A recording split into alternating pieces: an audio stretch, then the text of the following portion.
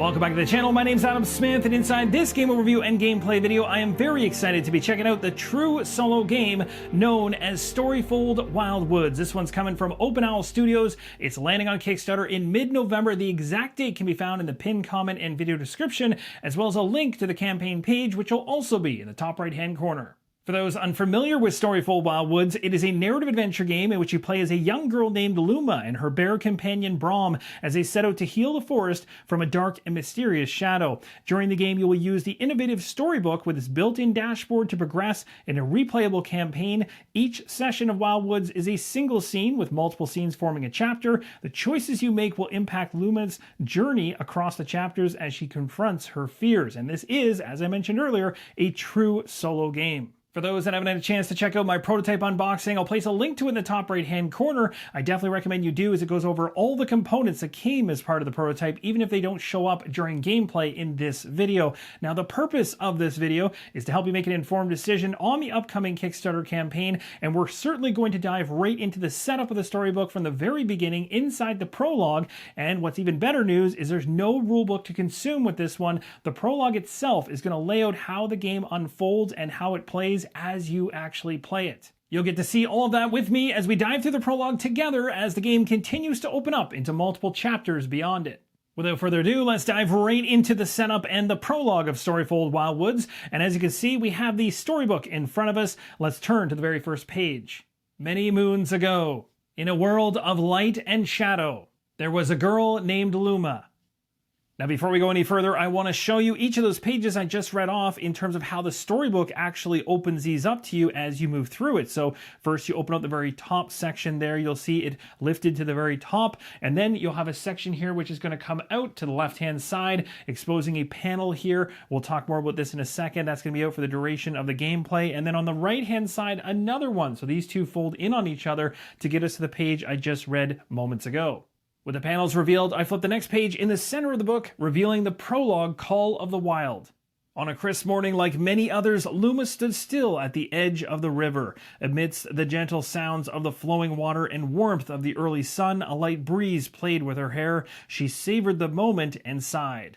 Suddenly, a gust of wind sent a flurry of leaves past Luma's gaze. She watched anticipation as the swirl settled atop the water, forming a trail stretching from her feet to the forest on the other side. The leaves glowed with a soft luminescent light, beckoning her to approach. Heart pounding, Luma knelt down. She hesitated, then scooped one of the leaves into her palm. In an instant, a flash of light burst from her wrist. Luma's eyes widened, and she felt as if the world had shifted. Before she could grasp her surroundings, a vision arose from the depths of her mind. She saw a young woman and an infant child giggling amongst the tall grass of the forest. Nearby, a large, majestic deer grazed peacefully until suddenly its head raised sharply in distress. Then, as quickly as the vision appeared, it dispersed into the shadow, leaving only an echo of distant howls. Gasping, Luma found herself back by the river.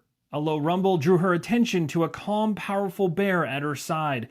"It was her again, Brom," she whispered, her fingers stroking the bear's silvery white fur. The visions had begun several moons ago, each time leaving her more unsettled. There was something familiar about them, but what? She did not know. For as long as she could remember, she had lived and cared for the creatures at the river's edge, just as Brom had cared for her. Her memories were distant, impenetrable, not unlike the dark forest beyond. But now, something was stirring, a festering change that had spread from the forest. Critters were fleeing the woods in panic, the river had turned foul, and the flowers were meant to blossom, now wilted. Even Eek, their playful squirrel friend, had not returned from his latest trip into the forest. Luma looked to Brom, who stared back at her in expectation. She knew she could not wait any longer. The creatures are suffering, Luma thought to herself, but she had never dared to cross the river before. We're now welcome to the game, and we're told to grab the prologue deck and read the very first card, prologue card number 1, to begin our journey. Now, the very first card on top of the prologue deck lets us know if we need to reset this particular deck. On the back side, it's going to have a breakdown of all the cards inside and the order to reset them back to. Prologue card number 1 tells us not to shuffle the deck, and unless otherwise instructed, we're going to return cards used by the game here after they're completed back to the box.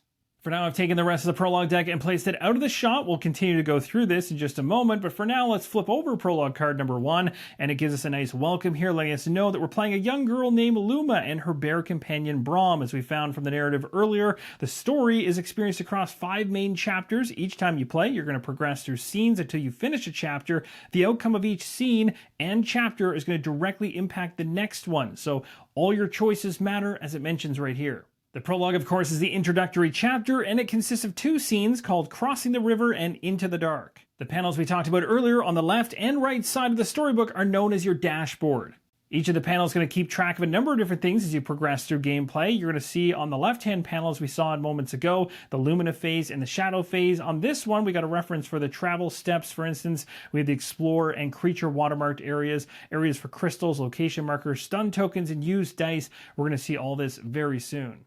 As we progress through Storyfold, the pages that we flip through the center of this book are going to form the scenes.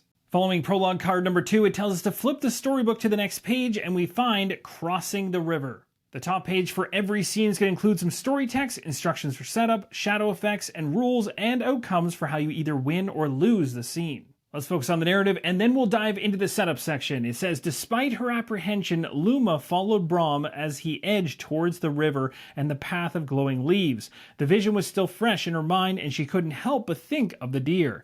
It had seemed so frightened. Fear began to swell from somewhere deep within and pushed against Luma's heart. She reached out for Brom's fur, grasping tightly as together they stepped into the water. I'm now told to place the entire Prologue deck on the story space of the left dashboard. Next, we draw Prologue card number 3, which is on the very top of the deck.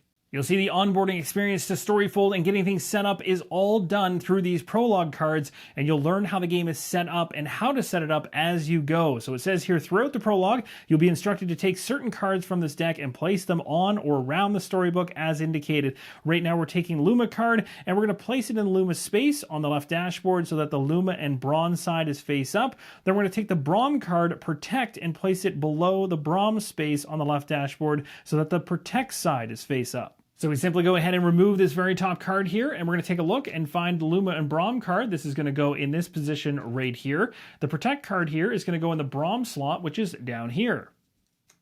On the back side of Prologue card number 3, it talks about the river, which is starting right here and runs along these 4 and goes into the 3 blank spaces off to the right as well. We'll be taking 4 action cards from the top of this deck and placing them in order from 3+ to 6+, and these other 3 blank spots, including the ones that are just a little off camera, will remain blank for now. It's also worth noting that the space beside the furthest right card is known as the end of the river. As we play, cards will move and slide frequently through the river. We've made it to Prologue card number 4, which now talks about the shadow space, which is right here. It tells us to place the card, which is on the very top, with the shadow side face up. In other words, the lost side should be face down when we place it in this space. Next is the Explore slot, which is on the right dashboard, and we're going to take 2 cards off the top of the deck, which is going to be berries as well as mud. We're going to be flipping these over, shuffling them without looking, and placing them in this slot. Next is the Creature slot. So there's 2 cards on the top of the story deck, and we're going to grab both of those creatures, which are these 2 right here, and we're going to make sure that this one is on the very top when we flip them over and place them in that position. Below the slots, you can see a number of positions for different tokens in the game, and right now we're going to set up crystals and stun tokens. So crystals look like this. All of them will be placed in that space, and stun tokens here. With those tokens in place, we move to Prologue card number 5, talking about location markers, which will go in this location here. And then 5 black D8 dice are going to go in the used dice section to the right of the right dashboard. Next, the Prologue card tells us to set the spirit, which is going to be lower than usual for this Prologue. Here's a spirit track right here. We're going to be in the 4th last position, so I'll place the spirit marker there. Then place the light and shadow tokens on the Wildwoods tracker, which is in the center of the book. The Wildwoods track runs along the very bottom of the page, the light token here at the very leftmost position, and the shadow token in the rightmost position. Prologue card number 6 now tells us we're ready to begin playing. As Luma, you will play through scenes by exploring unique locations, healing corrupted creatures, helping various critters, and attempting to bring light back to the forest. Depending on the choices you make as you play, your journey through the Wildwoods will be made easier as you help restore the light, or more difficult as the shadow closes in. The top page of every scene describes the two ways in which a scene can end, either a win or a loss. For this prologue, I will successfully win the scene if the light marker reaches the center of the Wildwoods track, and I have also resolved the onwards location. As it states on prologue card number 7, each turn of Storyfold consists of two phases, the Luma phase, which is actually referenced right here, and then the Shadow phase right here. Each Luma phase is going to begin by retrieving all the action dice from the use dice space on the right dashboard and placing them right in front of you for use. As the prologue cards continue, it tells us during the Luma phase, we continue that phase by performing actions until we have run out of available action dice. And you'll see the actions that we laid out earlier: explore, light, help, and heal. Each action card has a top and bottom ability. We're only going to focus on the top abilities for the purpose of the prologue. To perform an action, simply choose a card to use and pull that card towards you to denote you've chosen that one. Then select either the top or bottom portion of the card, as well as the target of where that action is happening, and then you're going to do some dice rolling. As part of the prologue, I've chosen to use the Explore action, so I pulled that action card towards me, and exploring the Wildwoods allows us to resolve explore locations found in the scene. You'll see it corresponds to the color and also the symbol right next to the text on the card. Now you'll see in our current scene that we have explore actions we can take here. We also have a help action that corresponds to that help action card down below. There is a line connecting the cross explore action with the onwards explore action, letting us know we need to do the cross one first and successfully complete it before we can go onwards. Now, after selecting the Explore action, we have to choose the top or bottom portion of the card, and for the purposes of trying to complete the cross here, you'll notice on the Cross Explore action, it has two circles in purple. That means we need to get 2 successes in order to complete this location.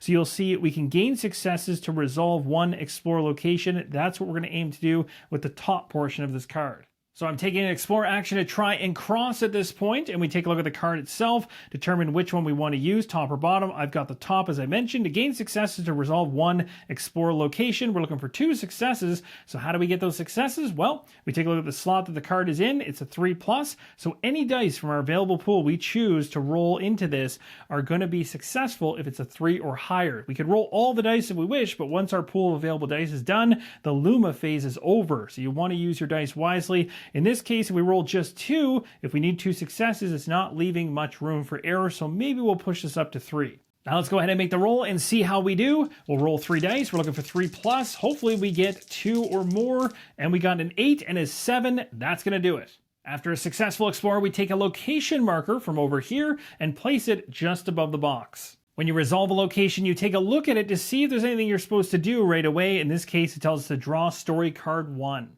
We got story card number 1 off the top of this deck. Let's go ahead and flip it over and find out what it says. A cold splash. Brom entered the chilly water without hesitation. For Luma, the bracing cold was a reminder that home, along with its warmth and safety, would soon be behind them. Brom paused to glance at Luma, and with an encouraging snort, faced forward again. Whatever awaited them on the other side, they would face together. Now it states here an on play, which says to draw 1 creature card, and then read prologue card 11. Whenever you see an on-play effect, you immediately resolve this after you've drawn the card, so we have to draw a creature card right now. A corrupted cry appears. Many creatures of the Wildwoods are under the influence of the shadow. These creatures will take away your spirit and disrupt your plans as you go along. The creature itself actually has an on-play effect as well, so it immediately is placed where it's stated, which is the end of the river. And as I mentioned earlier in the video, the end of the river is always the emptiest space to the furthest right of the river. So in this case, it's to the right of heal. Now, during my Explore action, I had a number of on-plays to resolve, and you have to resolve those when they show up. But if you didn't have any on-plays, you'd move right to your end of action and do some cleanup. So that's where we're at right now. We're cleaning up after our Explore action. So I've taken the 3 dice that I've used during that check, and I've placed them in the Use Dice space in the far right dashboard off to the side. Next, we're going to go ahead and we're going to take the action card that we chose, which was the Explore card. We're going to move it to the end of the river, and we're going to shuffle everything else to the left. So now the river looks like this, and you can now see the other 2 positions which are still empty. So at this point in time, this is the end of river position. We are still inside the Luma phase because I still have 2 available action dice left to spend. So with that, taking a look across what we could do here in this very first scene, we could choose to untangle, which is tied to a help action. This help action in the help location requires 1 success, and if we get that, we're going to gain 2 crystals. Our card is in the 4+ position, so when we roll dice, 4+ will be a success. I'm going to roll both of my dice to increase my chances of pulling this off. Let's see how we do. We got a 6 and a 3. Glad I rolled both of them. I got a 6. That's 1 success, so we are gaining 2 crystals. Now, some locations, like the Untangle one I just was successful at, is not required to win the scene, but it provides additional rewards if you resolve it. So I'm glad I was successful at it, and because I was, I placed a location marker on it. It now tells us to gain 2 crystals, and crystals contain the spiritual gratitude of creatures and critters and can be used to add additional successes to your rolls. So when I gain these crystals, I can take them from the crystal space, which I've already done, and distribute them freely on top of any of the 4 action cards that I have. For now, I'm going to place both these crystals onto the light action card in position 3+. There were no on-play effects this time, so we can dive right to the end of an action, which has us taking the used dice and place them in the used dice side of the right dashboard, and then we're going to go ahead and refresh the river. While I like to call it refreshing the river, the official terminology is cleaning up the river. It's also worth mentioning any crystal tokens sitting on any cards that are moved around during cleaning up of the river are going to stay on the card until they are used. Heading back to the left dashboard, you'll see a reference of each of the phases in the game. We've now completed our first Luma phase, and you'll see we retrieved originally all our action dice. We spent all 5 of those dice by performing actions. Now we're transitioning to the Shadow phase, where we first activate creatures. It's worth mentioning, as part of the Shadow phase, the corrupted creatures of the Wildwoods are attempting to drain you of your spirit and disrupt any of your plans. Activating creatures means we're going to take a look at the river, and we're going to find any creatures in that river moving left to right and activate them. So going from left to right, we only have 1. It's this one right here. It's going to activate. It shows in the top right. It's got a spirit of 1. That's how much spirit it's going to be reducing on our track, which is right here. It mentions on Prologue card number 16 that if you're ever instructed to lose more spirit than you have remaining, you are overwhelmed by the shadow. When it happens, you continue losing spirit from the start of the spirit track. In other words, your tracker goes right back to the very beginning, but you're going to go ahead and draw a shadow card. You'll see more explanation around how shadow cards work in the bottom section of this card. Also note, right here, it also shows an arrow rotating right back to let you know once the marker gets down to the bottom, it's going to come right back up again. You'll be going ahead and drawing a shadow card, but you'll continue losing spirit from left to right. So the key thing to remember is as spirit goes down and you eventually hit the very bottom of the track, you're going to have to draw a shadow card. And once you cannot draw a shadow card when you have to, at that point you lose the chapter. But you can use cards like this. Brom has a protect card. It says during the Luma phase, if Brom is not on the shadow discard pile, you can spend 1 crystal from any action card to light a creature. Then flip this card, or once per chapter, instead of drawing the final shadow card, you may place this card face up, protect, on the shadow discard pile, then flip your Luma card to the Luma side. So long story short, just like the title of the card, it definitely has the ability to protect you from failure. Also keep an eye on creatures after you activate them. You might have an after activation keyword on it, which this one does. It tells us to move 1 space towards the start of the river, so it's heading to the left. So as you can see, when a card enters the river or moves into a position that already contains a card, it's going to force that card 1 position to the right, in this case, creating a cascading effect. After all the creatures have activated, in this case, I only have 1 in the river, which is lucky for me. The shadow phase now continues. We're going to advance the shadow marker 1 space towards the center of the Wildwoods track. So the shadow tokens on the far right is going to move 1 space to the left. Now, as you might have noticed, as this token moved into its new position, right above it, there is an icon, and that icon relates to a shadow effect, which is detailed on the top page of the storybook.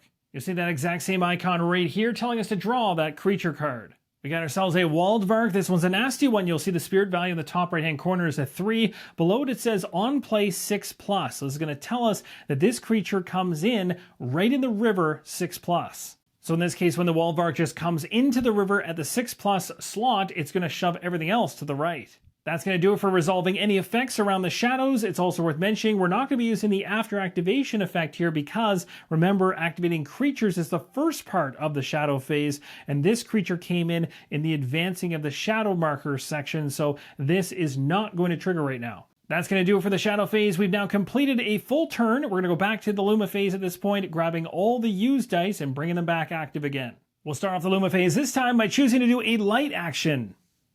Lighting a creature is a helpful way to prevent it from attacking you, stunning it momentarily with a flash of brilliant light. Out of the two creatures inside the river, currently the Wildwoods is going to be the worst of the two based on the spirit value of 3 in the top right. We'll now take a look at the bottom of the creature card and you'll see 1 yellow circle, which tells us we need 1 success off the yellow action card light. So we're in the 3+ position. We can choose how many dice we wish to roll, and of course a 3+ is a success. That's what we're gunning for. From our active pool of dice, we'll select 2 dice to roll this time around, giving us increased odds to land a success. Let's see how we do.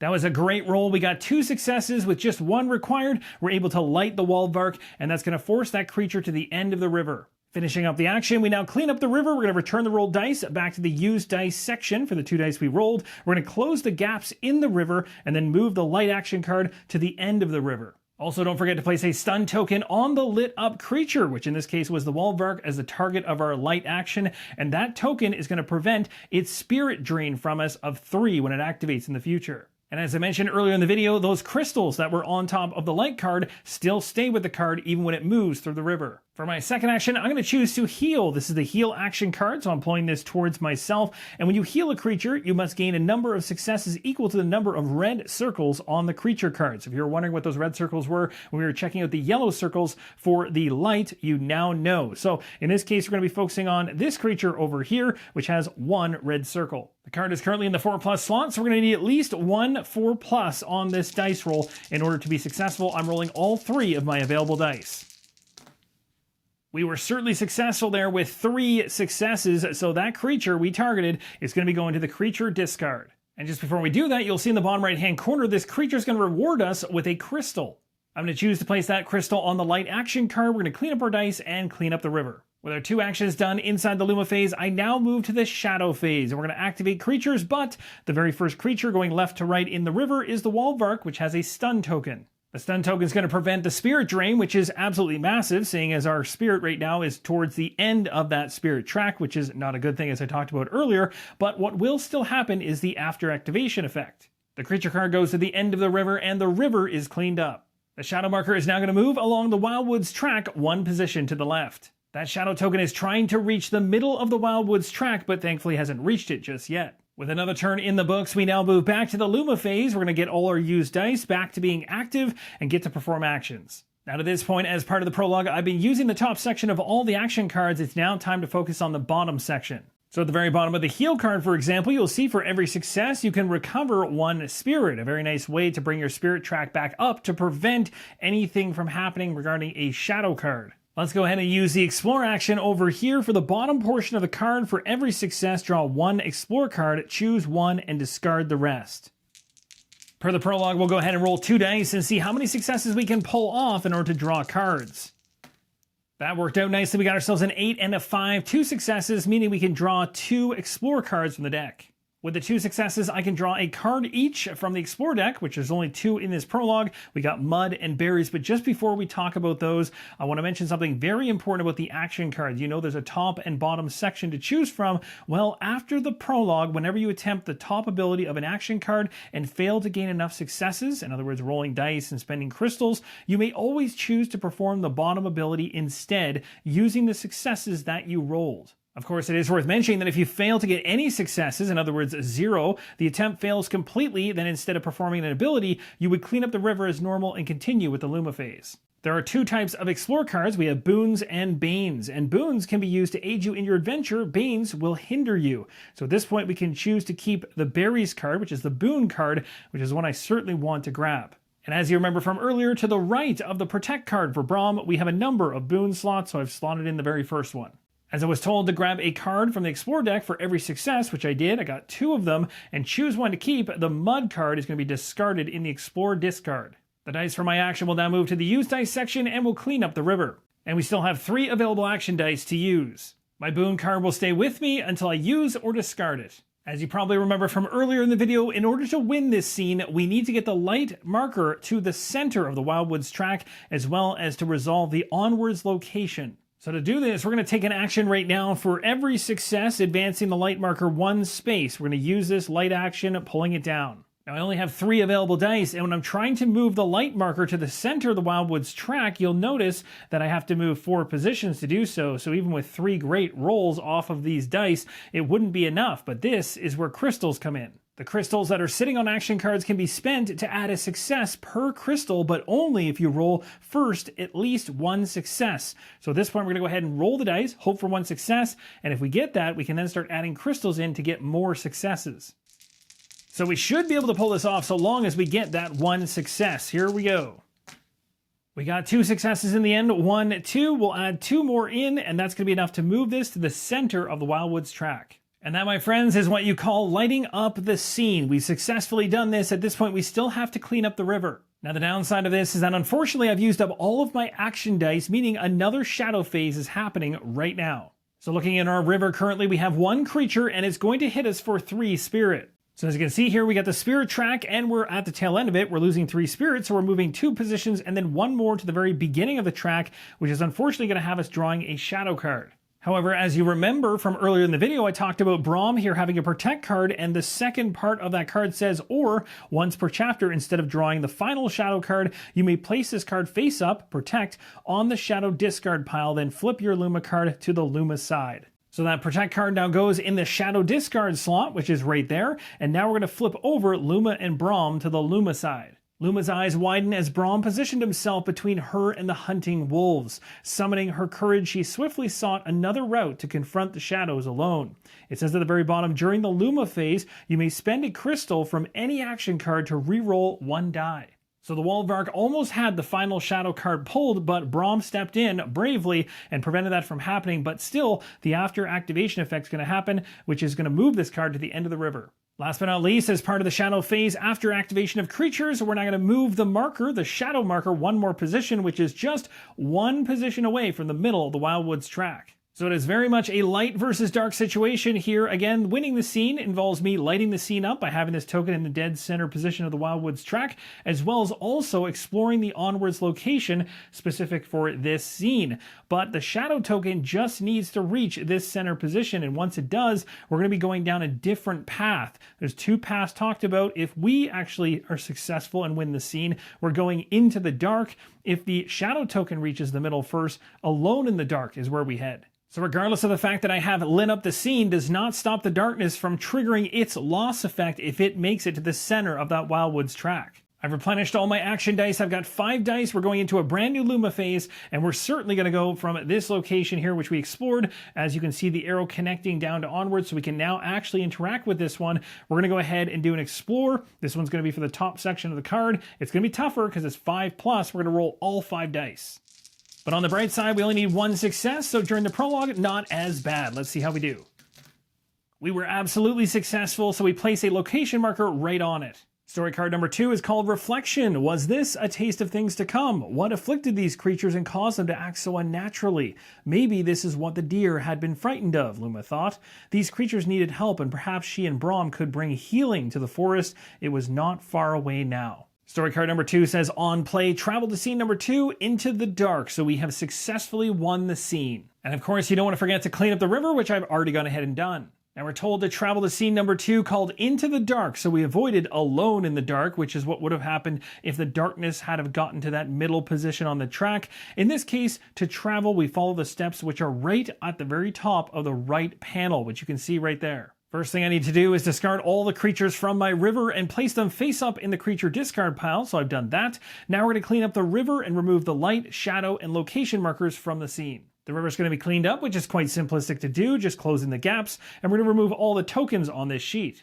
We now transition into the dark. It states, Luma sat down on the other side of the river and rested her head against Brom's reassuring leg. She smiled a little as she watched the Wildvark happily dig up some thick roots from the sodden soil. Her light had proven successful in healing the creature from the crimson shadows, but it had drained her of her spirit. Every time she used the light, she had felt closer to the brink, in danger of being lost to the shadow herself. It made her feel frightened and abandoned, just like she felt at the dead of night when the nightmare came to visit her. In her heart, Luma understood that if the shadow continued to spread, it wouldn't just be the forest that suffered, it would be everything she loved, the creatures she had cared for, her home at the river's edge, even Brom. The old bear heaved his body with a deflated sigh and nudged her gently. Slowly, Luma's dark thoughts subsided and she felt a sense of calm return. "I am ready, Brom," she said, meeting his eyes. The bear looked towards the forest, then back at Luma. He nodded, as he had always done when she shared her visions and fears with him. With Brom by her side and a growing light inside of her, Luma gathered up the courage and marched towards the unknown. Something or someone was calling her to heal the forest, and she felt ready to face whatever shadows awaited her. But with each step, her sense of responsibility grew heavier, and doubt returned. If I fail, everything will be lost. Nerves started to get the better of her, and she held them to Brom tighter and tighter with each passing step. And that, my friends, is going to lead us to the very end of the prologue for Storyfold Wildwoods. I really hope this helped you to see the prologue in action. It also walks you through the entirety of the learning experience, which is awesome because you don't have to read any rulebook whatsoever. There is a rulebook, but you can just take the deck of cards for the prologue and dive straight into the experience, and it will handhold you through this entire prologue. Now, the final version might have some tweaks here and there in terms of how this prologue looks, but if it doesn't, this will be a great reference for you visually as well. Now, it states down below to take the next 4 cards in the prologue deck and place them beside you. These are reference cards and are going to help you remember how to resolve actions and steps for both the Luma phase and the Shadow phase. If you ever need any more help, you can refer to the included rulebook, as I mentioned. So the 4 reference cards are found right here. I'm going to actually show you them up close in just a bit. It is now telling us to keep Luma, Brom, and the 4 action cards in our play area. These are going to continue with me from now on. We return all the Shadow cards, Prologue cards, Explore cards, Story cards, and Creature cards to the game box. Chapter 1 will provide you with a brand new deck of cards. During the chapter setup, return all the crystals to the supply, and then we proceed to chapter number 1 called Howls in the Wind to set up the first chapter. As I mentioned before, there are reference cards which are now given to us at the end of the prologue, which are going to be great references going forward when you're doing things on your own without the hand holding that the prologue provides. So it goes through things like the Luma phase, the lighting of a creature, the Shadow phase, the on play and story cards, and flipping these over, you have cleaning up the river, travel steps, shadow cards, healing a creature, and crystals. You can see all those rules across all these cards. Again, you can keep them at your fingertips as you go through the game. So again, you don't need to go back to that rule book unless you need clarification. And this, my friends, is how things look as we roll into chapter number 1 called Howls in the Wind. There's a full narrative at the very top, a basic setup instruction with a number of steps, as well as chapter 1 specific setup, and you'll also need, of course, the chapter 1 deck. And that, my friends, wraps up the How to Play video for Storyfold Wildwoods, coming from Open Owl Studios and landing on Kickstarter in mid-November. The exact date of the launch, as well as the campaign page link, can be found in my pinned comment and video description, as well as on screen, the top right-hand corner. I would love to hear from the solo community, being that that is the community that I love here on this channel, and this game is solo only. So I'd love to hear your feedback on this one as to what you thought from the prologue, and also, if you're interested in seeing me dive potentially into Chapter 1 with you all, if I get enough interest in the comments for that, I will certainly dive into an extended play with you all to show you even more of Storyfold. Let me know, and thank you guys so much for watching, and as always, keep on rolling solo!